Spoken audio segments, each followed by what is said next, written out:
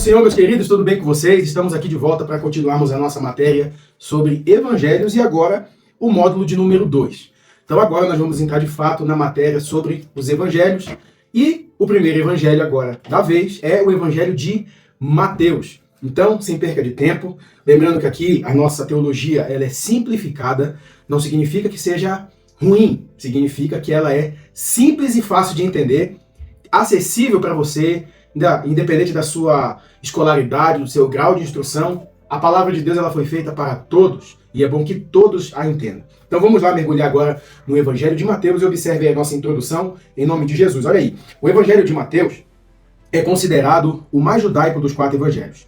Sua linguagem, estrutura e referências constantes ao Antigo Testamento revelam a preocupação do autor em apresentar a Jesus Cristo como o cumprimento das profecias messiânicas. Mateus mostra que tudo que foi prometido pelos profetas se cumpre na vida, ministério, morte e ressurreição de Jesus. É um evangelho de transição que aponta para o reino dos céus e estabelece a ponte entre as promessas da antiga aliança e a realidade da nova aliança em Cristo. Segundo William, teólogo reformado, Mateus apresenta Cristo como o rei prometido, aquele que vem instaurar o reino de Deus e chamar o seu povo para viver sob o seu senhorio. Isso está no comentário do Novo Testamento de Mateus. O nosso texto base para hoje é: e o anjo, respondendo, disse a José: José, filho de Davi, não temas receber a Maria, tua mulher, porque o que nela está gerado é do Espírito Santo. E dará à luz um filho, e chamarás o seu nome Jesus, porque ele salvará o seu povo dos seus pecados. Tá? Hoje nós vamos compreender o contexto histórico, autoral e teológico do Evangelho de Mateus, identificar os principais temas e ensinamentos e particularidades dessa obra e aplicar os ensinamentos de Mateus à vida cristã, reconhecendo Jesus como o Messias prometido. O nosso foco na aula diz que o Evangelho de Mateus apresenta Jesus como o Messias prometido no Antigo e no Novo Testamento. Então, nós já observamos na primeira lição que o reino, o mundo, a geopolítica do mundo naquela época, quando termina o livro de Malaquias, que é catalogado como Antigo Testamento, quem está governando o mundo é o Império Grego. Tá? Filipe da Macedônia, pai de Alexandre o Grande, tinha uma ambição muito grande de dominar tudo. Tá? E aí, quando ele morre, o seu filho Alexandre Magno, ou Alexandre o Grande, assume, em apenas uma década, ele conquista todo o mundo que era conhecido naquela época. Então, esse homem, um grande general, um grande conquistador, ele conquista tudo. E agora, a difusão do helenismo, da cultura grega, ela está em alta. O grego naquela época era como se fosse o inglês. Quando nós começamos o Novo Testamento com Mateus, quem está governando o mundo naquela época já é o Império Romano. Porque muita coisa aconteceu, e se você não assistiu a primeira aula, assista, que lá nós vamos falar do período interbíblico, aqueles 400 anos, sobre Matatias, sobre Judas Macabeus. Então a gente explicou na última lição sobre isso. Tá? Quando começa Mateus, quem está no poder é Herodes o Grande. Herodes, o rei Herodes, ele tinha uma preocupação muito grande em perder a sua liderança, de perder o seu posto. Tanto é que das suas 10 esposas, ele pegou a que ele mais gostava e matou a família dela toda, porque ele tinha medo que alguém se destacasse e fosse um risco para tomar o lugar dele. Né? A sua sogra, Cassandra, por exemplo, ela pediu que colocasse o filho dela, o cunhado de Herodes, como sumo sacerdote em Israel num período, porque dizia a ela que o sacerdócio estava deturpado, estava em descrédito, e ele faz isso. Só que esse rapaz, ele começa a se destacar, ele começa a se dar bem, e Herodes fica preocupado, e sabe o que ele faz? Ele manda matar aquele jovem, tá? Porque ele era um homem que tinha muito medo que se levantasse uma outra autoridade. E aí, quando chega a plenitude dos tempos e Deus manda o seu filho, conforme Gálatas 4:4, o Herodes vê que a autoridade dele começa a ser ameaçada. Por quê? Porque aparecem alguns magos vindos do Oriente e dizendo, olha, a gente veio adorar o rei. Eu imagino o Herodes olhando e falando assim, pois não, tô aqui. Não, mas o rei que a gente veio adorar é uma criança que nasceu recentemente. Isso aqui coloca uma pulga atrás da orelha. E ele tem um plano, ele fala, olha, vão lá, descobre onde está. E por onde vocês acham que está? Ah, está em Belém da Judéia. Ah, ok. Quando vocês acharem ele, vocês voltam aqui e me falem onde ele está para que eu possa também ir adorá-lo. Na verdade, ele queria matar para não ter o risco de perder o posto dele. Como assim outro rei além de mim? Né? E aí os reis magos vão, só que eles entendem e eles voltam por outro caminho. Por isso que Herodes manda matar a criança de 2 anos para baixo. Muito provavelmente, queridos, quando os magos vão lá adorar a Jesus, Jesus já quase andando e falando. Jesus tinha por volta de 2 anos de idade. A gente, o que a gente aprendeu na Globo, nos filmes de Hollywood, é que quando Jesus ainda está lá, quentinho, acabou de sair do ventre da Maria, eles chegam para adorar. Não, eles vão levar o presente. Quem chega para adorar são os pastores, que são outros personagens, tá? Mas os magos, vindos do Oriente, eles chegam para levar o presente para Jesus. E eles levam esse presente, Jesus já está grandinho já. Por isso que Herodes manda matar de 2 anos para baixo, né? Porque já era o tempo que ele calculou que aqueles magos tinham ido para lá. Então esse homem era que governava a Palestina naquela época. E Mateus agora, ele está apresentando esse Jesus como Messias, como aquele que fora prometido no Antigo Testamento, cumprindo-se todas as profecias a respeito dele. Se não vejamos, olha aí nas referências, em Mateus 1:21, diz que o nome dele vai ser Jesus. Em Mateus 16:16, Jesus é o Cristo, o Filho do Deus vivo. Tá? Em Mateus 7:29, ele já ensina com autoridade. No capítulo 12, do verso 1 ao 8, ele é Senhor do sábado. Em Mateus 26:15, ele é vendido por moedas de prata. E 28:18, ele tem todo o poder. Mas olha só que interessante. No nosso texto base, o anjo diz para José, olha José, o nome dele vai ser Jesus. Só que no versículo 23 fala, a virgem conceberá e dará à luz um filho, e ele vai ser chamado de Emanuel, que quer dizer Deus conosco. Aí eu fico perguntando, é Jesus ou é Emanuel? São títulos diferentes. O Jesus, eu entendo, que é um título terreno, o Jesus 100% homem. É esse que sentiria dor, que choraria, que sentiria fome, que sentiria medo, sentiria angústia. Já o Emanuel, ele tipifica aquele Deus que estaria presente conosco. Tá? Porque no Antigo Testamento, a visitação de Deus era muito temida, porque Deus descia no Monte Sinai, o monte fumegava, sacudia, balançava, e o povo tinha medo. Tá? Depois o Espírito Santo começa a visitar. Ele se apodera de Saul, em 1 Samuel capítulo 10, versículo 6. Depois se apodera de Sansão.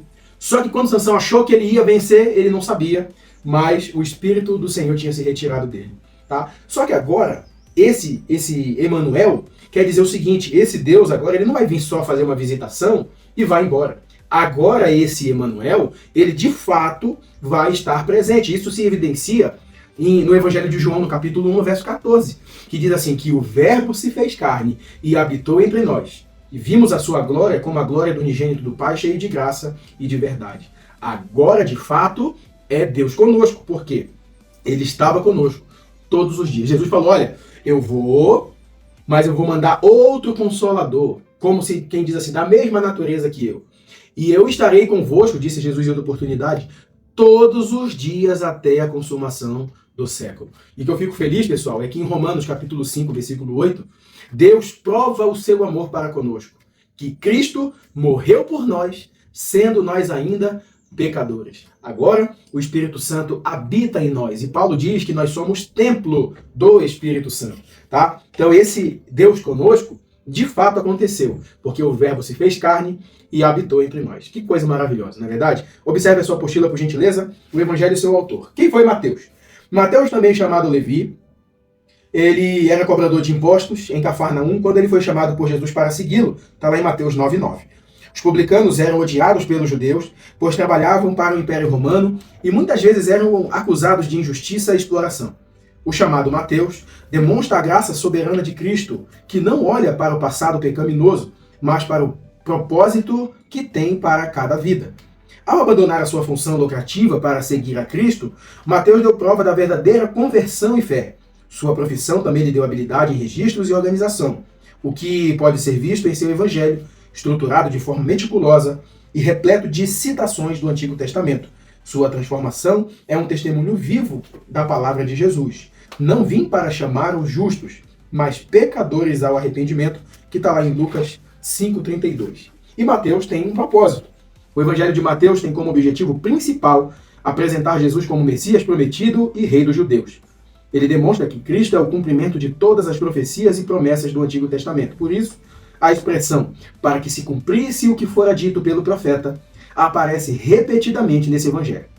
O propósito de Mateus é mostrar que Jesus não veio abolir a lei ou os profetas, mas cumpri-los, conforme Mateus 5:17.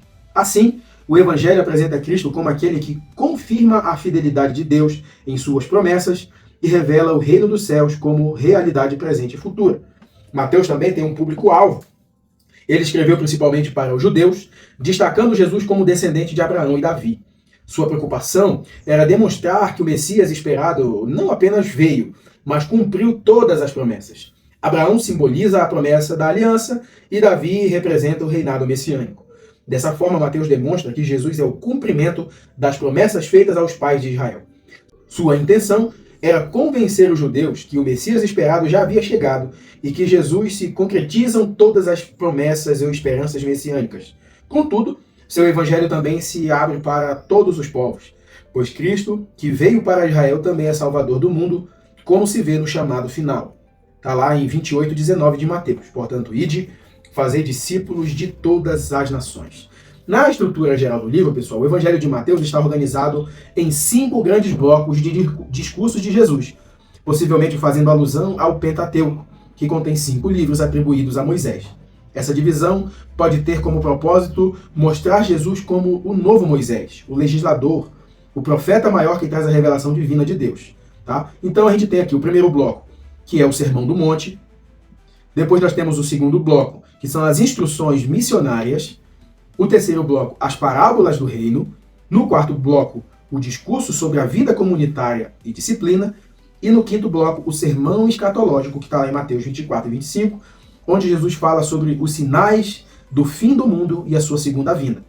Além desses discursos, pessoal, o Evangelho apresenta narrativas que mostram Jesus como rei prometido, cumpridor das profecias, o Emanuel, Deus conosco. Assim, Mateus estrutura o seu Evangelho para demonstrar que Cristo é a plenitude da revelação divina e o cumprimento da história de Israel. Nós temos aqui Mateus, tá, trazendo essa evidência do Messias. O Mateus ele escreve para um público-alvo de judeus, mostrando Jesus vindo da base de Abraão e também da base messiânica do reinado de Davi. Então, ele está escrevendo um evangelho para um público judeu, tanto que ele vai falar diversas vezes, para que se cumprisse a palavra ou a profecia que foi dita pelo profeta que disse assim, tal. E ele vai mostrar. Você percebe que em Mateus ele não explica, por exemplo, rituais judaicos.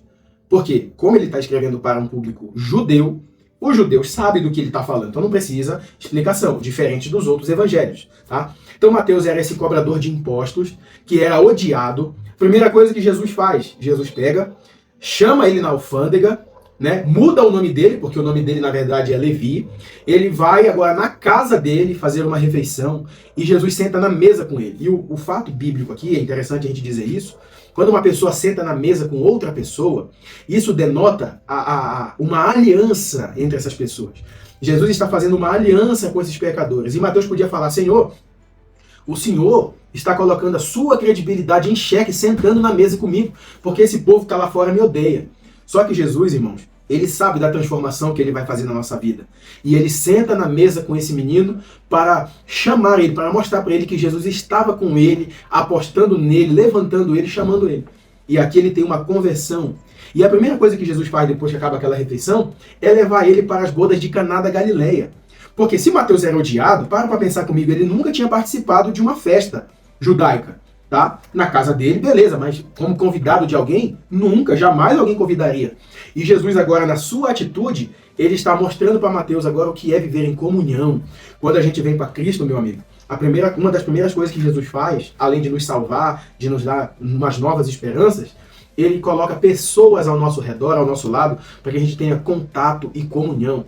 Ele leva Mateus para essa festa aqui e mostra para Mateus que a vida do evangelho é envolvida com gente. E eu sempre digo que evangelho é gente cuidando de gente, ok? Então Jesus ele vai fazer isso com Mateus, vai mostrar que Mateus ele pode sim fazer parte de uma sociedade, porque agora ele não trabalha mais para Roma, ele não é mais publicano, agora ele é um ministro, agora ele é um apóstolo, um discípulo, e agora onde ele passa, o nome do Senhor Jesus é anunciado, não apenas pelas palavras, mas pelas obras que ele realiza. E o interessante é que esse evangelho ele mostra essa estrutura também em 5 partes. Assim como os judeus gostavam do Pentateuco, Gênesis, Êxodo, Número, Levítico e Deuteronômio, assim como eles gostam dessa organização em 5, Mateus, através da profissão dele, que deu muita credibilidade, muito estudo para ele, para trabalhar com números, tá? Dentro dessa organização, ele vai escrever o evangelho que leva o seu nome, mostrando também 5 estruturas. Tá anotadinho aqui. Ele vai começar com o Sermão do Monte,